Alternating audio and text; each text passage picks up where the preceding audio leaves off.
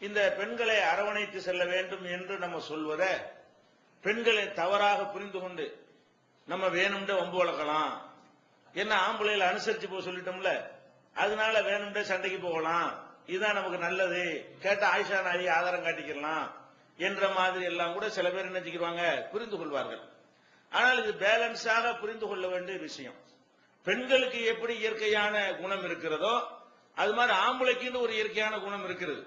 அப்ப அவன் எதையாவது பண்ணிட்டு இது ஏன் இயற்கை குணம்னு சொன்னா என்னங்கறத யோசிச்சுதான் நீங்க நடக்கணும். நம்மளை மீறி ஏதாவது பெண்கள்ட்ட இருந்து வந்துட்டா அது ஆண்கள் அட்ஜஸ்ட் பண்ணிக்கிறங்கன்னு சொல்ல போறத எப்படி புரிஞ்சுக்கிற கூடாது.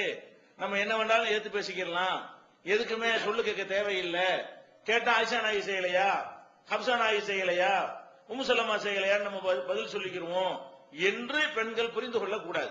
ஏன்னா ஆண்களும் பல தரப்பட்ட நிலையில் இருப்பார்கள், அவங்களுக்குன்னு சில தன்மைகள் அல்லாஹ் படைத்திருக்கிறான். பெண்கள் என்ன செய்யணும், ஆண்கள் மன்னித்து அரவணைத்து போகணும்னு சொல்றது ஆம்பளை மட்டும் தான் எடுத்துக்கணும். நேற்று சொன்ன அறிவுரைய பெண்கள் இந்த காலம் வாங்கி அந்த காலம் விட்டுருங்க. நேற்று சொன்ன அறிவுரை எல்லாமே யாருக்கு தான், ஆண்கள் நீங்க அப்படி நடந்து கொள்ளுங்க சொன்னா பெண்கள் அதை தூண்டுற, அது மாதிரி நடக்கிறது தூண்டுறோன்னு புரிந்து கொள்ளக்கூடாது. அது இதுக்கு சான்றாக சொல்வதாக இருந்தா நபிகள் நாயகம் ஸல்லல்லாஹு அலைஹி வஸல்லம் அவங்க அவ்வளவு பொறுமையாக அவ்வளவு அனுசரித்து போயிருக்கிறாங்கல்ல, அவங்களுக்கு பொறுமைக்கு உதாரணம் சொல்லக்கூடிய நபிகள் நாயகம் ஸல்லல்லாஹு அலைஹி வஸல்லம் அவர்களுக்கு மனிதர்ங்கிற முறையில ஒரு அளவுக்கு மேல கோபம் வந்து அவங்களும் அதிரடியாக சில முடிவுகளை பல சந்தர்ப்பங்கள் எடுத்திருக்கிறாங்க. இந்த மாதிரியான சில சேட்டைகளை அவங்க மன்னித்துட்டு போனா கூட ஒரு அளவுக்கு மீறி போகும் பொழுது அவங்களும் கடுமையான கோபம் கொண்டு, நேற்று கூட நம்ம சொன்னோம், அவங்க ஒரு மாச காலம் மனைவிமாரோட எந்த உறவும் வச்சுக்கிற மாட்டேன் அப்படின்னு போய் தனியா ஒதுங்கிட்டாங்க. அந்த மாதிரியான கோபம் ரசூல் ஸல்லல்லாஹு அலைஹி வஸல்லம் அவர்களுக்கு இப்படி கோபம் வருதுன்னு சொன்னா சாதாரண நம்முடைய கணவன்மார்களுக்கு இப்படி கோபம் வரும், அந்த தன்மை ஆண்கள்ட்ட இருக்குமே என்பதை என்ன செய்யணும், பெண்கள் புரிந்து கொள்ள வேண்டும். நபிகள் நாயகம் ஸல்லல்லாஹு அலைஹி வஸல்லம் அவங்களுடைய காலத்துல எல்லா மனைவிமார்களும் ஒரே அணியில வர்றாங்க. 2 குரூப்பா இருந்தாங்களே அவங்க எல்லாம் கூட சேர்ந்துக்கிட்டாங்க. ஒரே ஒரு அணியாக நபிகள் நாயகம் ஸல்லல்லாஹு அலைஹி வஸல்லம் அவங்கள்ட்ட ரொம்ப கூடுதலாக செலவினம் கேட்டு ஏற்கனவே ஸ்டேக் மாதிரி ரசூலுல்லாஹ் என்ன செய்யறாங்க, நீங்க செலவுக்கு கொடுக்கிறது போதுமானதா இல்ல, எங்களுக்கு அதிகப்படியாக தரணும், இதை கொண்டு எங்களுக்கு வாழ்க்கையை நடத்த முடியல என்று எல்லா மனைவிமார்களும் சேர்ந்து கொண்டு நபிகள் நாயகம் ஸல்லல்லாஹு அலைஹி வஸல்லத்துல ஒரு கோரிக்கையா வைக்கிறாங்க. கோரிக்கையா வச்சா ரசூல் ஸல்லல்லாஹு அலைஹி வஸல்லத்துக்கு கோபம் வராது. கோரிக்கை எப்படி வைக்கிறாங்க, ஒரு டிமாண்டா தந்துதான் ஆவணும், இல்லன்னா அதெல்லாம் சரிப்பட்டு வராதுங்கிற மாதிரி அவங்களுக்கு ரொம்ப ஆத்திரம் வர்ற அளவுக்கு அவங்க ரொம்ப கோபப்படுத்திட்டாங்க. அப்ப ரசூல் ஸல்லல்லாஹு அலைஹி வஸல்லம் ரொம்ப கோபமாக இருக்கிறார்கள்ங்கிற ஒரு செய்தி மனைவிமாரெல்லாம் சுத்தி உட்கார்ந்து இருக்கிறாங்க. ரசூல் ஸல்லல்லாஹு அலைஹி வஸல்லம் போட்டு என்ன செய்யறாங்க, ஆளாளுக்கு நீங்க நிறைய பணம் தரணும் அப்படின்னு சொல்றாங்க. இது மாதிரி பணம் செலவுக்கு பத்தலன்னு சொன்னா கணவர்கிட்ட கேட்கலாம். எப்ப கேட்கலாம், கணவருக்கு அந்த தகுதி இருக்கான்னு பார்த்து கேட்கணும். கணவர்கிட்ட கேட்கலாம்னு சொன்னா அவனுக்கு மாசம் 5000 ரூபாய் தான் அவனுக்கு சம்பளம் வருதுன்னு சொல்லும் போது 8000 ரூபாய் கேட்கலாமா, கேட்க கூடாது. 5000 ரூபாய் சம்பளம் வந்தா அவனுடைய மனைவிக்கு கொடுப்பான், தாய் தந்தைக்கு கொடுப்பான், சகோதரிக்கு கொடுப்பான், பல எத்தனை விஷயங்களுக்கு செய்வான். அதுக்கு தகுந்தவாறு நீங்க என்ன செய்யலாம், ரொம்ப கஞ்சத்தனம் குடும்ப வாழ்க்கை நடத்த முடியாத கம்மியா கொடுத்தான்னா கேட்டுக்கலாம். அதுக்காக வேண்டிய அவனுடைய வருமானத்துக்கு மேல போய் கேட்டோம்னு சொன்னா தந்துதான் ஆவணும் என்கிற மாதிரி வற்புறுத்தணும் என்று சொன்னால் அவனுக்கு முடியாது இல்லையா, எந்த ஒரு மனுஷனுக்கும் முடியாது. முடியலன்னா என்ன செய்வான், அப்ப அதுக்கு தகுந்தவாறு ஒரு முடிவை நோக்கித்தான் மனிதன் செல்லுவான். அப்ப நபிகள் நாயகம் ஸல்லல்லாஹு அலைஹி வஸல்லம் என்ன பண்றாங்கன்னா, கட்டுமையா மனைவிமார்கள் எல்லாம் சுத்தி டார்ச்சர் பண்ணி கொண்டிருக்கும் பொழுது எல்லாரும் சேர்ந்து செலவுக்கு தொகை அதிகம் தாங்கன்னு கேட்கிறாங்க. அப்ப இதை கேள்விப்பட்ட அபூபக்கர் உமர் எல்லாம் வர்றாங்க. அந்த ரொம்ப பயங்கரமா ஒரு டென்ஷனாக வீடே அமைந்து ரசூலுல்லாஹ் சுத்தி எல்லா மனைவி உட்கார்ந்து இருக்கிறாங்க. நபிகள் நாயகம் ஸல்லல்லாஹு அலைஹி வஸல்லம் அந்த முகத்திலே கோபம் தெரிகிறது, அவ்வளவு கோபமா இருக்கிறாங்க. என்ன நடப்புங்கிறது அபூபக்கர் அவர்களுக்கும் உமர் ரலியல்லாஹு அன்ஹு அவர்களுக்கு தெரியல. ஆனா ஏதோ நடந்திருக்கிறது, பெரிய பாரதூரமான சண்டை நடந்திருக்குங்கிறது விளங்கிட்டாங்க. விளங்கிட்டு என்ன பண்றாங்க, ரசூல் உமர் ரலியல்லாஹு அன்ஹு சொல்றாங்க, நான் நபிகள் நாயகம் ஸல்லல்லாஹு அலைஹி வஸல்லம் சிரிக்க வைப்பதற்காக வேண்டி நான் சும்மா ஒரு வார்த்தையை விட்டேன். விளங்கிட்டாங்க, சாரமாரே அந்த பண பிரச்சனை நடந்துகிட்டு இருக்குது என்று விளங்கிட்டு, என்னுடைய மனைவி என்கிட்ட அதிக செலவு கேட்டாங்கன்னு வைங்க, கழுத்து நெரிச்சு விடுவான்ல அப்படிங்கிறார். ரசூலுல்லாஹ் சிரிக்க வைக்கிறதுக்காக வேண்டி, ரசூல் ஸல்லல்லாஹு அலைஹி வஸல்லத்தை நான் சிரிக்க வைக்க வேண்டும் என்பதற்காக வேண்டி அவங்களுக்கு சப்போர்ட் பண்ற, மகளுக்கு சப்போர்ட் பண்ணாம அவங்களுக்கு சப்போர்ட் பண்ற மாதிரி என்ன செய்யணும், பேசணும்னு பிளான் பண்ணிட்டு ஏன் பொண்ணாட்டி மட்டும் இந்த மாதிரி அதிகமா செலவு கேட்டாங்கன்னு வைங்க, அப்ப நடக்கிறதே வேற, கழுத்தை நெரிச்சு போடுவாங்க அப்படிங்கிறார். அப்ப ரசூல் ஸல்லல்லாஹு அலைஹி வஸல்லம் எதிர்பார்த்த மாதிரி சிரிக்கிறாங்க. சிரிச்சுட்டு என்ன செய்யறாங்கன்னா, நீ சொல்றீல அதான் இப்ப நடந்துகிட்டு இருக்குது இப்படி சொல்றாங்க. நீ என்ன சொல்றியோ அதைத்தான் என்னுடைய மனைவிமார்களா சுத்தி இருந்து கொண்டு இது மாதிரி கேட்கிறாங்க அப்படின்ற உடனே அல்லாவுக்கு அது பொறுக்காம அல்லாஹ் ஒரு வசனத்தை அருளிட்டான். என்ன வசனம்? அந்த வசனத்துல அல்லாஹ் சொல்லி ஒரு அஹ்ஸாப்ல இருக்கிறது, யா அய்யுஹன் நபியு, நபியே, புள்ளி அஸ்வாஜிக்க, உங்களுடைய மனைவிமார்கள்ட்ட சொல்லி என்ன சொல்லிருங்க, இன் குன்துன்ன துரிதுனல் ஹயாத்த துன்யா வ ஸீனத்தஹா, இந்த உலக வாழ்க்கையும் இந்த உலகத்தில் உள்ள கவர்ச்சிகளும் தான் உங்களுக்கு விருப்பமானதாக இருந்தால், நீங்க என்ன விரும்புறீங்க?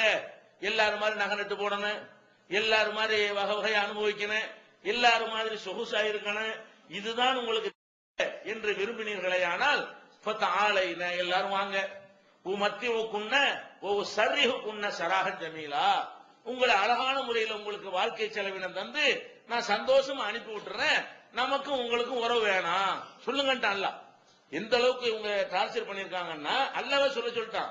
இதுதான் பணம் தான் பிரச்சனை என்று அவர்கள் சொல்வார்களே ஆனால் நபி நீங்க சொல்லி போடுங்க. என்ன சொல்லிருங்க, நமக்கு எல்லாம் முடியாது, இதுதான் ஏழும், விரும்புனா இருங்க, இல்லன்னா நீங்க போங்க, அவ்வளவு பேர் சந்தோஷமா நான் நினைஞ்சிடறேன், யார் யாரெல்லாம் விரும்புறீங்களோ அவங்களுக்கு விவாகரத்து செய்து நான் அனுப்பி விட்டுறேன் என்று நபியை நீங்கள் சொல்லுங்கள் அல்லாஹ். அப்ப மத்தியுக்குன்ன ஒரு சர்ரிஹுக்குன்ன சராகன் ஜமீலா, உங்களுக்கு தேவையான வாழ்க்கை செலவினத்துக்கு ஏற்பாடு செஞ்சு தந்து உங்களை அழகிய முறையில் நான் அனுப்பி விட்டுறேன், அதாவது விவாகரத்து பண்ணிடுறேன் என்று நபியை நீங்கள் சொல்லுங்கள். ஒயின் குன்துன்ன துரிதுனல்லாஹ வ ரசூலஹு வத்தாரல் ஆகிரா, நீங்கள் அல்லாஹ்வையும் ரசூலையும் மறுமை உலகத்தையும் நீங்கள் விரும்புவீர்களேயானால் ஃபைன்னல்லாஹ அஅத்தலில் முஹ்ஸனாத்தி மின்குன்ன அஜ்ரன் அலீமா, இப்படி மறுமை விரும்பக்கூடிய பெண்களுக்கு அல்லாஹ் மகத்தான கூலியை வைத்திருக்கிறான். அதை விரும்புனீங்கன்னா என்னோட இருங்க, என்னுடைய வருமானத்துக்கு தகுந்தவாறு வாழ்றதா இருந்தா தான் நீங்க வாழணும். என்னுடைய வருவாய்க்கு மேல என்னை கஷ்டப்படுத்தினீங்கன்னு சொன்னா உங்களுக்கு எங்க சந்தோஷமா இருக்க முடியுமோ, அதிக வருவாய் கிடைக்குமோ அது மாதிரி போறதுக்கு தகுந்தவாறு நான் உங்களை விட்டுறேன் என்று நபியை நீங்கள் சொல்லுங்கன்னு எல்லாம் ஆபாய் என்ன செய்யறாங்க, அபூபக்கர் ஒரு பக்கம் வந்துகிட்டு அவன் மகளை போய் அதை கழுத்தை நெரிக்க போறாரு. ஆயிஷா நாயிக என்ன நினைச்சிட்டு இருக்க நீ, அதை கழுத்து நெரிச்சு திட்டுறாரு. எப்படி நீ ரசூல் ஸல்லல்லாஹு அலைஹி வஸல்லம் அவங்க சக்திக்கு மீறினதை கேட்கலாம். உமர் ரலியல்லாஹு அன்ஹு போய் அவங்க மகள் ஹப்ஸா போய் என்ன செய்யறாங்க, அதே மாதிரியே அவங்க கழுத்தை பிடிச்சி நெரிச்சு அடிக்க போறாங்க. இந்த மாதிரிலாம் நீ கேட்க கூடாது. இது எதுக்கு சொல்றோம்? அப்ப இந்த ஆண்களுக்குன்னு சில தன்மை இருக்குன்னு நடக்குதுல, நீங்க ஒரு அளவுக்கு மேல நம்ம ஹதீஸ் எல்லாம் சொல்லிவிட்டாங்க, நம்ம பாட்டு கோவத்தை காட்டிக்கலாம், தெரிஞ்சு பேசலாம், ஏற்கத்தாலும் ஏத்து பேசலாம் நீங்க வைங்க. அப்ப ரசூல் ஸல்லல்லாஹு அலைஹி வஸல்லம் அளவுக்கு கோவம் வர்ற மக்களும் இங்க இருப்பாங்க. அபூபக்கர் ரலியல்லாஹு கோவம் வந்துச்சுல கழுத்து நெரிச்சு விடுவாண்டு, உமர் மாதிரியான ஆட்கள் இருப்பாங்க, அதுல அபூபக்கர் மாதிரியான ஆட்கள் என்ன செய்வாங்க, பல மாதிரி இருப்பாங்கல்ல. அப்ப அதெல்லாம் கவனித்துக் கொண்டு என்ன செய்யணும், பெண்களே நம்மளும் ஒரு அளவாத்தான், நம்மளை மீறி கோவம் வந்தா பரவாயில்லைன்னு எடுத்துக்கணுமே தவிர நம்ம ஹதீஸ் எல்லாம் வச்சு புருஷனை என்ன செய்யலாம், மிரட்டலாம் அப்படின்னு நினைச்சேன்னு வைங்க, அவனும் ஹதீஸை வச்சு மிரட்டிடுவான். அப்புறம் அவன் என்ன செய்வான், நீங்க ஏதாவது டார்ச்சர் பண்ணீங்கன்னா இன்னும் இப்படி கோவப்படுறிய, ரசூலா கோவப்படலையான்னு கேட்பான்ல, அவன் ஆம்பளையும் கேட்பான்ல, அபூபக்கர் கோவப்படலையான்னு கேட்பான்ல, உமர் கோவப்படலையான்னு கேட்பான்ல. அப்ப பெண்களுக்கு புரோகிராம் வைத்திருக்கிற மாதிரி இருக்குது, ஆண்களுக்கும் இருக்கிறது. அப்ப ரெண்டு சைடு பேலன்ஸ். குடும்ப வாழ்க்கை என்பது ரெண்டு பக்கமும் இவனும் முடிஞ்ச அளவுக்கு அனுசரிக்க வேண்டும், அவனும் அனுசரிக்க வேண்டும். ரெண்டு பேரும் என்ன செய்ய, தங்களுக்கு சாதகமானது மட்டும் எடுத்துக்கொள்ள கூடாது. நமக்கு இருக்கிற மாதிரி அங்கிட்டும் இருக்கிறது, நமக்கு அறிவுரை சொல்றதுக்கு மார்க்கத்தில் இருக்கிற மாதிரி அவங்களுக்கு அறிவுரை சொல்லப்பட்டிருக்கிறது என்று இணைத்து தெரிந்து கொண்டு நடந்தால்தான் அந்த வாழ்க்கை என்ன இருக்கு, சீராக நடக்கும் என்று புரிந்து கொள்ள வேண்டும். இன்னும் சொல்ல போனால் நபிகள் நாயகம் ஸல்லல்லாஹு அலைஹி வஸல்லம் மதீனாவுக்கு வந்த உடனே சஹாபாக்கள் ஹிஜ்ரத் பண்ணி வர்றாங்களா, மக்காவுல உள்ள குடும்ப அமைப்புக்கும் மதீனாவுல உள்ள குடும்ப அமைப்புக்கும் ஒரு வித்தியாசம் இருந்துச்சு. மக்காவுல உள்ள குடும்ப அமைப்பு என்னன்னு கேட்டா, பெண்களுக்கு எந்த உரிமையும் கிடையாது. மக்காவுல பின்னி எடுத்து விடுவாங்க, பொம்பளைண்டா.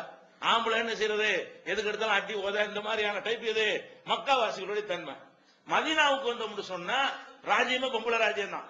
பெண்கள் சொல்ல அப்படி கேட்பாங்க. மதீனா வாசிகள் என்ன செய்வாங்க, பெண்களை மதிக்கிறவங்க ரெண்டுக்கு நடுவுல தான் இருக்கணும்.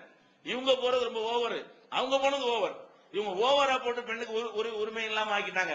இவங்க என்ன செய்யறாங்க, ஒரேடியா ஒரு அடிமைத்தனமாகி பொம்பளைங்கிற மாதிரி நடந்துகிட்டாங்க மதீனா வாசிகள் அப்படின்னு உமர் ரலியல்லாஹு சொல்றாரு. நானா சொல்லல, உமர் ரலியல்லாஹு சொல்றாங்க. நாங்க மக்காவுல எல்லாம் பின்னி எடுத்துக்கிட்டு இருந்தோம், இந்த மதீனாவுக்கு வந்தோமா இங்க உள்ள பொம்பளையில பார்த்து எங்க பொம்பளைகள் படிச்சுக்கிட்டாங்க. ஒரு சொல்றாரு உமரில்லான்னு சொல்றாரு, இங்க உள்ள மதீனாவில் உள்ள பொம்பளைகளை பார்த்து கணவனை எடுத்து பேசுறது, கணவன் வந்து மனைவிக்கு பயப்படுறது, இந்த மாதிரி தன்மையெல்லாம் பார்த்து விட்டு இங்க உள்ள பெண்கள் என்ன செஞ்சிட்டாங்க, ரொம்ப ஓவரா உரிமை எடுத்துக்கொள்ள ஆரம்பிச்சுட்டாங்க. அது மாதிரி ரொம்ப ஓவரா பண்ண ரெண்டு தட்டு தடிக்கிறீங்க ரசூல் ஸல்லல்லாஹு அலைஹி வஸல்லம். ஓவரா பண்ண என்ன செய்ய வேண்டியதில்லை, நீங்க அதுக்காண்டி ரெண்டுக்கு நடுவுல இருக்கணும், இவங்க போறது சரியில்லை, நீங்க ஒரே அடியாவும் நீங்க அடங்கிலாம் போக வேண்டியது இல்ல, ரொம்ப எதுக்கெடுத்தாலும் எடுத்து பேசுனாங்கன்னு சொன்னா ஒரு தட்டு தட்டிக்கிறீங்க. இத வச்சுக்கிட்டு ஆளாளுக்கு பின்ன ஆரம்பிச்சுட்டாங்க.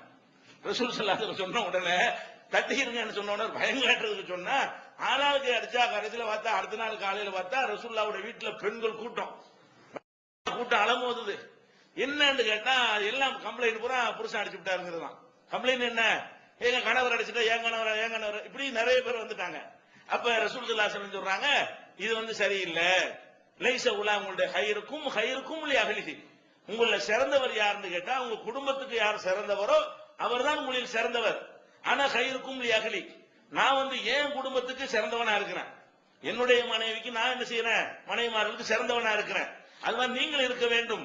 லைஸ உலாயிக பில் கியார், இந்த மாதிரி பெண்களை போட்டு நைய புடைத்து அடிக்கக்கூடியவர்கள் சிறந்தவர்கள் கிடையாதுன்னு சொல்றாங்க. அப்ப எதுக்கு இதை சொல்றோம், பலதரப்பட்ட மனிதர்கள் இருப்பார்கள், மனிதர்கள்ல பலவிதமான குணாதிசயம் படைத்தவர்கள் ஆண்களிலும் இருப்பார்கள், பெண்களிலும் இருப்பார்கள். இதை கவனத்தில் கொண்டு முள் மேல போட்ட சேலை எடுப்போம்ல, கிழிஞ்சிடாம எடுக்கணும் பக்குவமா. முள்ளு மேல சேலை மாட்டிக்கிருச்சுன்னா வேகமா பிடிச்சிட்டு அவ்வளவுதான். அதை கவனத்தில் கொண்டு அதுல எப்படி கேர்ஃபுல்லா இருப்போமோ அந்த மாதிரி ஆண்களும் இந்த குடும்ப வாழ்க்கையில ஓவரா போயிட்டோம்னா உடைஞ்சு போயிருங்கிறத நினைக்கணும். பெண்கள் என்ன செய்யணும், ஒரு அளவுக்கு மேல லேசா இருந்து பண்ணிக்கணும் தவிர ஓவரா போட்டு டார்ச்சர் பண்ணு வைங்க, அவனும் மனுஷங்கிறத ஆம்பளைங்கிறத காட்டிடுவான், இவனும் பொம்பளைங்கிறத காட்டிடுவா என்று ரெண்டு சைடும் ஒருத்தருக்கு ஒருத்தர் வந்து மதிச்சு ஒருத்தருடைய உணர்வு அடுத்தவங்க புரிந்து கொண்டு நடக்கணும் என்பது இதனுடைய நேற்று சொன்னதனுடைய என்ன. இது நிறைய பேர் கேட்க ஆரம்பிச்சுட்டாங்க, நீங்க பாட்டு சொல்லிட்டீங்க பொம்பளை எல்லாம் நம்ம கட்டுப்பட மாட்டாள்வோ அப்படின்னு சொன்னாங்க நேற்று. அதுக்காக வேண்டி இதையும் கூடுதலா சொல்லிக் கொள்கிறோம். இது நேற்று சொன்ன விஷயங்கள்ல ஆண்களுக்கு சொன்ன விஷயங்கள் சரியா, பெண்களுக்கு என்னது, இதான் பெண்களுக்கு. ஆம்பளை எப்படி இருப்பாங்கிறது நீங்க புரிந்து கொண்டு குடும்பத்தில் நல்ல விஷயங்கள் அனுசரித்து வேண்டும். இது ஃபர்ஸ்ட் மேட்டர். ஒரு மேட்டரும் முடிச்சிருக்கோம். குடும்பத்துல ஆம்பளை வந்து அதிகாரம் செலுத்தக்கூடியவனா இருப்பான், ஆம்பளை சொல்ற கேட்கணும், அது நேரத்தில் ஒரு அடக்குமுறை பண்ணிடக்கூடாது, ஆலோசனைகள் கேட்டுக்கொள்ள வேண்டும். என்ன முடிவு எடுக்கிறதுங்கிற ஒரு குழப்பம் வந்துச்சுன்னா கடைசி முடிவு யாருடையதா இருக்கணும், புருஷனுடையதா இருக்கணும்.